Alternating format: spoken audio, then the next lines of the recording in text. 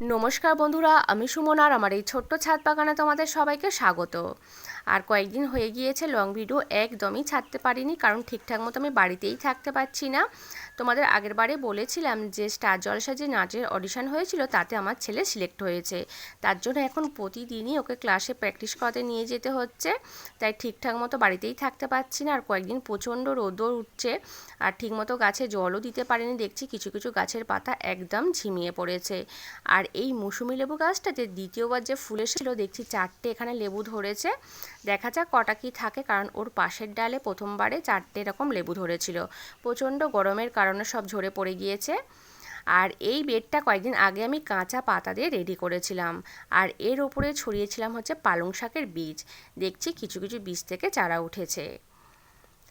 আর এই বেডটার মধ্যে যে শিমের গাছগুলো ছোট ছোট ছিল, দেখছি কয়েকদিনের মধ্যেই গাছগুলো অনেক বেড়ে গিয়েছে। এই উপরে যে দড়ি দিয়ে মাচা করা রয়েছে ওর উপরে উঠে গিয়েছে। আর জলের অভাবে কুল গাছের পাতাগুলো দেখো একদম হলুদ হয়ে গিয়েছে। এদিকে যে কটা গাছ রয়েছে প্রত্যেকটা গাছের পাতা এরকম, আর দেখছি প্রত্যেকটা গাছে ফুল চলে এসেছে। আর এবারে আমি শীতের 5 রকমের সবজির বীজ বসাবো, আর বীজগুলোকে বসাবো আমি এই ছোটো ছোটো জায়গার মধ্যে। এখানে জলের গ্লাস নিয়েছি, আর এইগুলো হচ্ছে আইসক্রিমের যে কৌটোগুলো হয় সেইগুলো, আর তলায় কিন্তু ছিদ্র করা রয়েছে। আর এর মধ্যে হচ্ছে মাটি দিয়ে দিয়েছি। এবারে প্রথমে আমি দিয়ে দেবো হচ্ছে এগুলোর মধ্যে শিমের বীজ।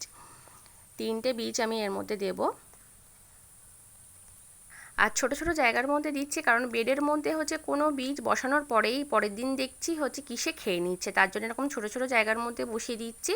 এর মধ্যে চারা রেডি হলো তারপর তুলে নিয়ে বেডের মধ্যে বসাবো। আর এইগুলো হচ্ছে লম্বা লাউয়ের বীজ, 4টে দিয়ে দেবো এই জলের গ্লাসের মধ্যে। আর এই ছোট ছোট জায়গার মধ্যে হচ্ছে বীজ বসালে অনেকগুলো সুবিধাও হয়। প্রচণ্ড বৃষ্টি হলে এগুলো শেডের মধ্যে রাখা যায়, তখন আর চারাগুলো নষ্টও হয় না। আর এটা হচ্ছে উচ্ছের বীজ, এখানে 3টে বীজ নিয়েছি, 3টেই দিয়ে দেবো। আর এবারে শীতের গাছ করতে অনেকটাই পিছনে পড়ে গিয়েছি, কারণ ঠিকঠাক মতো বাড়িতে তো থাকতেই পাচ্ছি না। আর এইটার মধ্যে আরও একটা হচ্ছে বীজ দেব, এর মধ্যে দিয়ে দেবো হচ্ছে ধনে পাতার বীজ। আর এই বীজটা কিন্তু এবছরের হচ্ছে নতুন বীজ কিনে নিয়ে এসেছি, কারণ আগের বছরেরও কিছুটা বীজ রয়েছে, ওটা দিলাম না যদি ওখান থেকে আবার চারা না ওঠে। আর এর উপর দিয়ে একটু মাটি ছড়িয়ে দেব। আর মাটিটা খুব বেশি দেব না, অল্প দেব, তাহলে আবার বীজ থেকে চারা উঠবে না। মাটি দিয়ে দিয়েছি, এবারে একটু ওপর থেকে জল ছড়িয়ে দেবো। যেহেতু এই বীজগুলো আমি হচ্ছে সারা রাত ভিজিয়ে রাখিনি, এমনিই হচ্ছে শুকনো ছিল, দিয়ে দিয়েছি। প্রত্যেকটার মধ্যে জল ছড়িয়ে দিয়েছি, এইগুলোকে এবার সাইডে করে দেব। সাইডে করে দিয়েছি। আর এই বেডটার মধ্যে আরও একটা বীজ দেব, এর মধ্যে দিয়ে দেবো হচ্ছে পালং শাকের বীজ। আর ওই যে কাঁচা পাতা দিয়ে বেডটা রেডি করেছিলাম, করে ওর মধ্যে হচ্ছে কিছুটা দিয়েছিলাম আর কিছুটা ছিল সেইটুকুই দিয়ে দিলাম। আর এই যে এর মধ্যে ফাঙ্গিসাইড মেশানো ছিল, তার জন্য এরকম সাদা সাদা হয়ে রয়েছে। দিয়ে দেখো হালকা একটু মাটি ঝাঁকে দিয়েছি, আর এবার একটু জল ছড়িয়ে দিচ্ছি।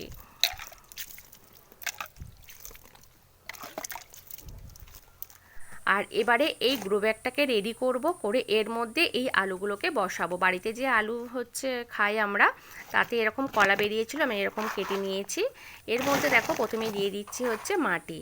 মাটি খুব বেশি দিলাম না, এখানে এই 2 মুঠোই দিলাম। এবারে এর উপরে দিয়ে দেবো হচ্ছে কাঁচা সবজির খোসা, আরও একটু দেবো। সবজির খোসা দিয়ে দিয়েছি, আবারও এর উপর দিয়ে 2 মুঠো মাটি দিয়ে দেবো। আর এবারে এর উপরে দিয়ে দেবো হচ্ছে গাছের পাতা। এই পাতাগুলো হচ্ছে আমি অন্য বেড রেডি করার সময় তলায় দিয়েছিলাম, আর সেই বেডের মাটিটা হচ্ছে ঢেলে নিয়েছি, তলায় এগুলো ছিল, আবারও এর মধ্যে দিয়ে দিলাম। আর এর উপরে আবারও একটু মাটি দিয়ে দেবো। মাটি দিয়ে দিয়েছি, এখানে আমার গ্রো ব্যাগটা একদম রেডি হয়ে গিয়েছে। এর ওপরে এই আলুর হচ্ছে কলা বের করার যেগুলো রয়েছে এগুলোকে এরকম বসিয়ে দেব। আর আগের বছরও আমি কিন্তু এরকম হচ্ছে কলা বের হওয়া এরকম হচ্ছে আলুগুলো বসিয়েছিলাম, কিন্তু ভালোই হয়েছিল। দেখো যে কটা ছিল সব কটা এরকম বসিয়ে দিয়েছি। এর উপর দিয়ে আবার একটু মাটি ছড়িয়ে দেব।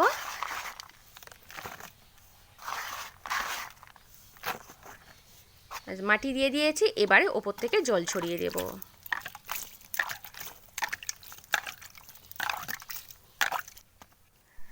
আর এই গ্রো ব্যাগটাকে এই যে বীজগুলো বসিয়েছি এখানেই হচ্ছে থাকবে এখন। আরও একটা বীজ হচ্ছে ছড়াবো এই বেডটার মধ্যে। এইটা হচ্ছে পাকা লঙ্কা গাছে হয়েছিল, এই মধ্যে যেটুকু হচ্ছে বীজ রয়েছে সেটুকু এই বেডের মধ্যে ছড়িয়ে দিই। আর এই লঙ্কাটাই কিন্তু প্রচণ্ড হচ্ছে ঝাল। দেখো বীজগুলো ছড়িয়ে দিয়ে হালকা একটু মাটি হচ্ছে ঢেকে দিলাম। মোটামুটি আমার কিন্তু সব বীজ বসানো হয়ে গেছে। আর এবারে তুলে নিচ্ছি হচ্ছে ফুল। আর এদিকে হচ্ছে জবা রয়েছে। আর জলের অভাবে দেখো প্রত্যেকটা গাছের পাতা দেখছি অনেক হলুদ হয়ে গিয়েছে। দেখো এই জবা গাছের কত পাতা হলুদ হয়ে গিয়েছে জলের অভাবে। লক্ষ্মী জবাও কয়েকটা ফুটেছে। আর অনেক দিন পরে দেখছি দুটো সাদা জবা ফুটেছে, তুলে নিয়েছি। আর কিছুটা এবার নয়নতারা তুলে নেব। আর এই সবজি গাছের এইদিকে এই অ্যালামন্ডা ফুলের গাছটা ছিল, এইখানে একটা ফুটেছিল। আর একটু দোপাটি ফুল তুলে নিই।